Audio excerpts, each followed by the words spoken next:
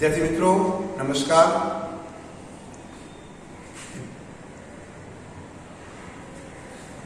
सरस्वती विद्या मंडल संचालित जेएम बालिका विद्यालय सरसपुर अमदावाद हूँ Dashrathbhai D Patel commerce शिक्षक आंकड़ाशास्त्र विषय भणावुं छुं। धोरण 11 में तमे नवा विद्यार्थीओ छो। धोरण 10 पास करी अने धोरण 11 में कॉमर्स तमे राख्युं छे। आ विषय गणित जेवो छे। गणित में रस होय એટલે आंकड़ाशास्त्र में रस दाखवी शकीए। पण आंकड़ाशास्त्र એટલે फक्त दाखला નથી। आंकड़ाशास्त्र એટલે थियरी અને દાખલા છે। थियरीમાં પણ તમારે વાંચન કરવું પડે, દાખલાનો મહાવરો કરવો પડે, 100 માંથી 100 ગુણ મેળવી શકાય। આપણી શાળાના કેટલીક વિદ્યાર્થીઓ દર વર્ષે 90 થી 100 માર્ક્સ અને 100 માંથી 100 માર્ક્સ લાવે છે। તો પહેલું ચેપ્ટર પ્રકરણ 1 માહિતીનું એકત્રીકરણ એ ફક્ત થિયરી છે। આ થિયરીનું પ્રકરણ છે દરેક પરીક્ષામાં, પ્રથમ પરીક્ષામાં, દ્વિતીય પરીક્ષામાં, વાર્ષિક પરીક્ષામાં આ પ્રકરણનું મહત્વ હોય છે। પણ આપણે થિયરી વાંચતા નથી અને થિયરીમાં માર્ક્સ ઉમાઈએ છીએ। તો કેટલાક પોઈન્ટ યાદ રાખો અને થિયરીમાં વિશેષ તૈયારી કરો। જર્મન શબ્દ સ્ટેટિસ્ટિક, આ શબ્દ વાંચો, STATISTIK આ જર્મન શબ્દ છે। સૌપ્રથમ ગોટફ્રીડ એકેનબોર્ન પરીક્ષામાં MCQ માં ટૂંકા પ્રશ્ન પૂછાય। જર્મન શબ્દ સ્ટેટિસ્ટિક સૌપ્રથમ ગોટફ્રીડ એકેનબોર્ન દ્વારા વપરાયો હતો। કોના દ્વારા વપરાયો હતો? ગોટફ્રીડ એકેનબોર્ન। નામ યાદ રાખવાનું। જર્મન શબ્દ સ્ટેટિસ્ટિક સૌપ્રથમ ગોટફ્રીડ એકેનબોર્ન દ્વારા વપરાયો હતો। સંભાવના શાસ્ત્ર ઘણા બધા શાસ્ત્રો છે, અર્થશાસ્ત્ર, આંકડાશાસ્ત્ર, રસાયણશાસ્ત્ર। તો સંભાવના શાસ્ત્રના પ્રારંભિક પરિણામ માટેના મહારથીઓના નામ આવે છે આંકડાશાસ્ત્રીઓના। એવા બે નામ યાદ રાખો, લાપ્લાસ અને ગોસ। ફરીવાર, સંભાવના શાસ્ત્રના પ્રારંભિક પરિણામ માટેના મહારથીઓ કોણ છે? લાપ્લાસ અને ગોસ। જ્યારે સંભાવના શાસ્ત્ર આવે, મહારથીઓના નામ પૂછાય ત્યારે યાદ રાખો લાપ્લાસ અને ગોસ। આગળ ગણિતીય આંકડાશાસ્ત્રના રચયિતા, ફરીવાર ગણિતીય આંકડાશાસ્ત્રના રચયિતા કોણ હતા? Karl Pearson. ગણિતીય આંકડાશાસ્ત્રના સ્થાપક, રચયિતા પૂછાય, સ્થાપક પૂછાય, પણ આપણે કયો શબ્દ કીધો? ગણિતીય આંકડાશાસ્ત્ર। બીજું, ભારતીય આંકડાકીય સંસ્થાના સ્થાપક। જો સ્થાપક અલગ અલગ છે, વિધું ના થઈ જાય। ભારતીય આંકડાશાસ્ત્રીય સંસ્થાના સ્થાપક, જેને ઇંગ્લિશમાં ISI સ્થાપક। ભારતના, આપણા દેશના છે, ભારતના જાણીતા આંકડાશાસ્ત્રી પ્રોફેસર PC મહાલનોબિસ હતા। યાદ રાખજો, સ્થાપક જો તૂટી નહીં પડવાનું। આ સ્થાપક છે ગણિતીય આંકડાશાસ્ત્રના રચયિતા સ્થાપક કાર્લ પિયર્સન। આંકડાશાસ્ત્રીય સંસ્થા, ભારતીય આંકડાશાસ્ત્રીય સંસ્થાના સ્થાપક પ્રોફેસર PC મહાલનોબિસ હતા। હવે આંકડાશાસ્ત્ર પ્રકરણના સંદર્ભમાં આપણે કહીએ, કોસ્ટન અને કાઉડન આંકડાશાસ્ત્રના નામ છે। એમના મતે વ્યાખ્યા, પરીક્ષામાં કેટલીકવાર નામ સાથે વ્યાખ્યા પૂછે છે। કોસ્ટન અને કાઉડનના મતે આંકડાશાસ્ત્રની વ્યાખ્યા, તો આંકડાશાસ્ત્ર એવું વિજ્ઞાન છે જે આંકડાકીય માહિતીનું એકત્રીકરણ એટલું કરે છે, પૃથ્થકરણ એટલે અલગ અલગ ભાગમાં વર્ગીકૃત કરે છે, અને તેનું શું કરે છે? અર્થઘટન। ત્રણ શબ્દો આવે।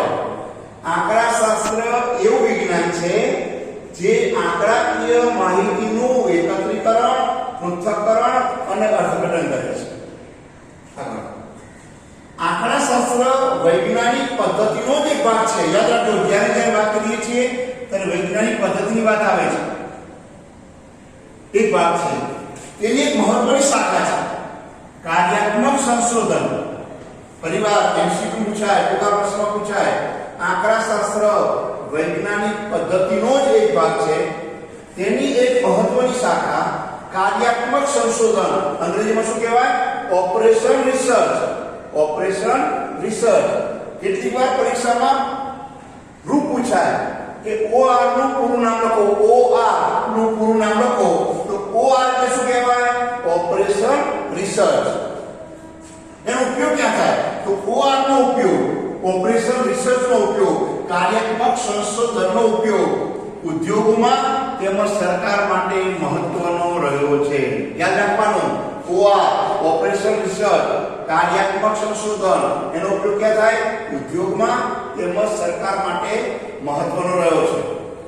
આ બધી વાત હતી એની ઐતિહાસિક બાબતો, અને આપણે એના નામ યાદ રાખવાના. પરીક્ષામાં 2 માર્ક્સનું વારંવાર પૂછાતું હોય છે, નામ ભૂલ થાય નહીં. ફરી એકવાર નજર કરો. જર્મન શબ્દ આવે ત્યારે ગોટફ્રીડ ટેકેનબોમ. જ્યારે સંભાવના શાસ્ત્રની વાત આવે અને મહારથીઓ આંકડાશાસ્ત્રના નામ પૂછાય, લાપ્લાસ અને ગોસ. ગણિતીય આંકડાશાસ્ત્રના રચયિતા પૂછાય, સ્થાપક પૂછાય તો કાર્લ પિયર્સન. ભારતીય આંકડાશાસ્ત્રીય સંસ્થાના સ્થાપક પૂછાય, ભારતના આંકડાશાસ્ત્રી પ્રોફેસર પીસી મહાલનોબિસ.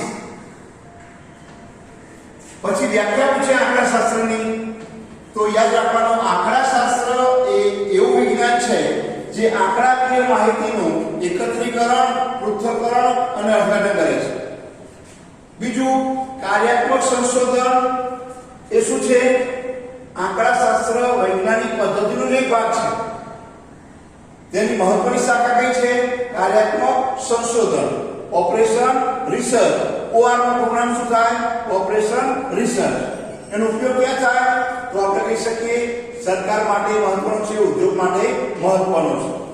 હવે બીજી વાત કે અહીંયા સમષ્ટિની વ્યાખ્યા. સમષ્ટિ તો આજે માનો કે કોઈ પણ અભ્યાસ કરવો છે, માહિતી આપણે મેળવવી છે, માહિતી મેળવવી છે. વાંચો, વ્યાખ્યા આધાર યાદ હશે. આંકડાશાસ્ત્રના અભ્યાસ હેઠળ આવતા તમામ એકમો, તમામ એકમો ના સમૂહને તે અભ્યાસ માટે શું કહેવાય? સમષ્ટિ. જેનો આપણે અભ્યાસ કર્યો એ બધા જ એકમો આવી ગયા. જુઓ ફરી વાર, આંકડાશાસ્ત્રના અભ્યાસ હેઠળ આવતા તમામ એકમોના સમૂહને તે અભ્યાસ માટેની સમષ્ટિ કહેવાય. દાખલા કે વસ્તી ગણતરી કરવા જઈએ તો ઘરે જઈને આપણે પૂછપરછ કરવી પડે, માહિતી મેળવવી પડે, તે સમષ્ટિ કહેવાય. વસ્તી ગણતરીનો મુદ્દો યાદ રાખવાનો. નિદર્શ, જેને ઇંગ્લિશમાં સેમ્પલ કહેવાય. સમષ્ટિમાંથી કોઈ ચોક્કસ પદ્ધતિ દ્વારા યાદચ્છિક રીતે પસંદ કરેલા એકમોના સમૂહને નિદર્શ કહેવાય. હવે આની જાણીતી વાત યાદ રાખીએ. એક દુકાને આપણે ઘઉં ખરીદવા જઈએ છીએ, ઘઉંનો કોથળો ભર્યો છે. એ કોથળાના દરેક ઘઉં એક ગણતા ઘઉં તે સમષ્ટિ કહેવાય. પણ એમાંથી એક ઘઉંની મુઠ્ઠી ભરી લઈએ છીએ. એ ઘઉંની મુઠ્ઠી ભરી લઈએ અને આપણે તપાસ કરીએ છીએ. એ કઈ તપાસ કહેવાય? નિદર્શ. તો સમષ્ટિનું કદ મોટું હોય, નિદર્શનું કદ કેવું હોય? નાનું. સમષ્ટિ એટલે કેપિટલ M અને નિદર્શ એટલે સ્મોલ m. આપણે યાદ રાખવાનું, સમષ્ટિ એટલે એની સંખ્યા વિશાળ હોય, મોટું કદ હોય, એને કેપિટલ M કહેવાય. એમાંથી મુઠ્ઠી ભરેલી છે એટલે સ્મોલ m. તો જાણીતું આપણે ઉદાહરણ રાખીએ. ઘઉંનો ભરેલો કોથળો, ઘઉંના દાણા એ કેપિટલ M સમષ્ટિ. એમાંથી ઘઉં આપણે ખરીદવા હોય તો મુઠ્ઠી કરી ઘઉં આપણે લઈએ તો નિદર્શ કહેવાય. તો નિદર્શની વાત યાદ રાખો. સમષ્ટિમાંથી કોઈ ચોક્કસ પદ્ધતિ દ્વારા યાદચ્છિક રીતે પસંદ કરેલા એકમોના સમૂહને નિદર્શ કહેવાય. સમષ્ટિનું કદ એ કેપિટલ M અને નિદર્શનું કદ એ સ્મોલ n કહેવાય. હવે આપણે આંકડાશાસ્ત્રના પોઈન્ટ પર થોડા આવીએ છીએ. ચલો, સમષ્ટિ કે નિદર્શના પ્રત્યેક એકમ દીઠ બદલાતા લક્ષણને ચલ કહે છે. ચલ લક્ષણ ગુણાત્મક હોય તો તેને ગુણાત્મક ચલ કે ગુણધર્મ કહેવાય. દાખલા તરીકે પ્રમાણિકતા, તો પ્રમાણિકતા એ ગુણધર્મ છે. ચલ લક્ષણ એક સંખ્યા હોય તો તેને સંખ્યાત્મક ચલ કહેવાય. દાખલા તરીકે વિદ્યાર્થીની સંખ્યા, અકસ્માતની સંખ્યા, ફૂલની સંખ્યા, તો સંખ્યા અને સંખ્યાત્મક ચલ અને ગુણધર્મ આવે એટલે ગુણાત્મક ચલ. ફરીવાર સમષ્ટિ કે નિદર્શના પ્રત્યેક એકમ દીઠ બદલાતા લક્ષણને ચલ કહે છે. ચલ લક્ષણ ગુણાત્મક હોય તો તેને ગુણાત્મક ચલ કે ગુણધર્મ કહેવાય. ચલ લક્ષણ એક સંખ્યા હોય તો તેને સંખ્યાત્મક ચલ કહેવાય. આપણે પરીક્ષા પૂછે કે ગુણધર્મ લક્ષણો, તો જે સંખ્યા ના આવતી વર્ણન કરી શકાય, આબોહવા, પ્રમાણિકતા, વૈવાહિક દરજ્જો, ધર્મ, જાતિ, તો ગુણધર્મ છે. સંખ્યાની વાત આવતી હોય, વિદ્યાર્થી સંખ્યા, વિદ્યાર્થીનું વજન, વિદ્યાર્થી ઊંચાઈ, અકસ્માતની સંખ્યા, ફૂલની સંખ્યા, તો બે સંખ્યા આવે તો સંખ્યા ચલ કે આવે. પ્રાથમિક માહિતી બહુ અગત્યનો પોઈન્ટ છે.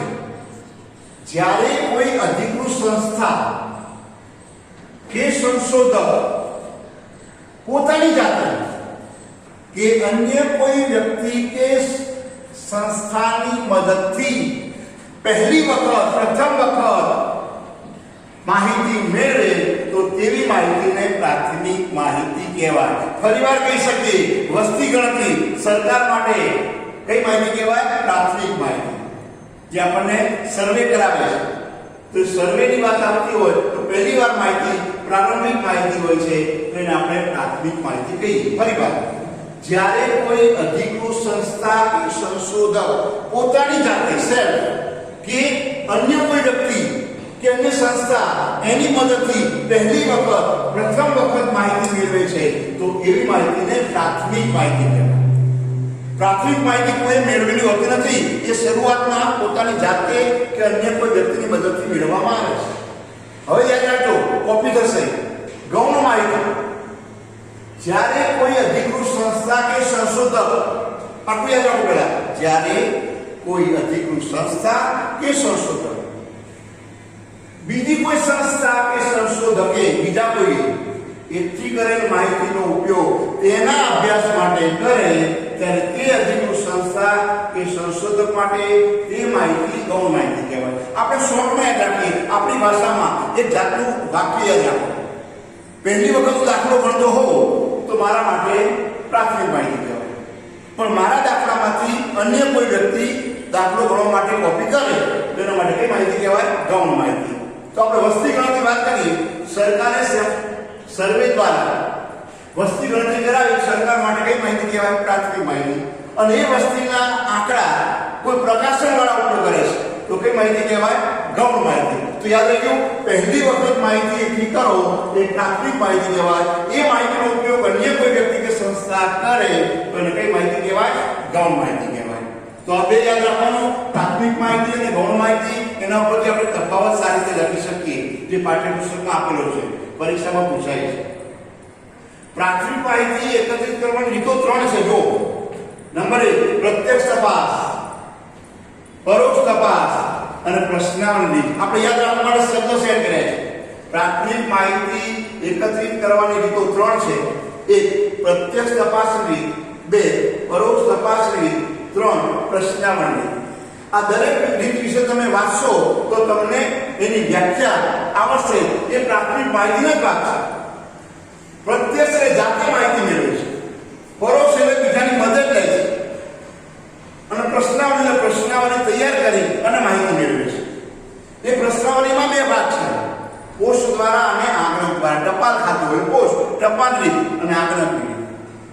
પ્રશ્નાવલી કેવી હોય તો આપણે MCQ આપતા હોય તો પ્રશ્ન હોય, એના વિકલ્પ હોય, જવાબની જગ્યા હોય, તો એવા સ્વરૂપને આપણે પ્રશ્નાવલી કહીએ છીએ. પ્રશ્નાવલી, આદર્શ પ્રશ્નાવલીના લક્ષણો પણ આપણને આપ્યા છે પાઠ્યપુસ્તકમાં, એનું પણ આપણે વાંચન કરી શકીએ. બીજું, હવે ગૌણ માહિતીના પ્રાપ્તિસ્થાનો છે, કેવી રીતે ઉપયોગ કરે છે એની પણ આપણે વાત કરીશું. તો પ્રાપ્તિસ્થાનો એ આપણે વાંચન કરી શકીએ. પ્રકાશિત છે, બિનપ્રકાશિત છે. ટૂંકમાં આ પ્રકરણમાં ફક્ત થિયરી છે, અને થિયરી તરીકે વાંચન કરી બધી પરીક્ષામાં એનો ઉપયોગ સારો કરી શકાય, સારા ગુણ મેળવી શકાય. તો થિયરીનું પ્રકરણ શાંતિથી વાંચવું અને આપણી આંકડાશાસ્ત્રની એસાઇનમેન્ટની નોટ બનાવવાની, એસાઇનમેન્ટનો ચોપડો બનાવવાનો, એમાં સ્વાધ્યાયના પ્રશ્નો લખવા.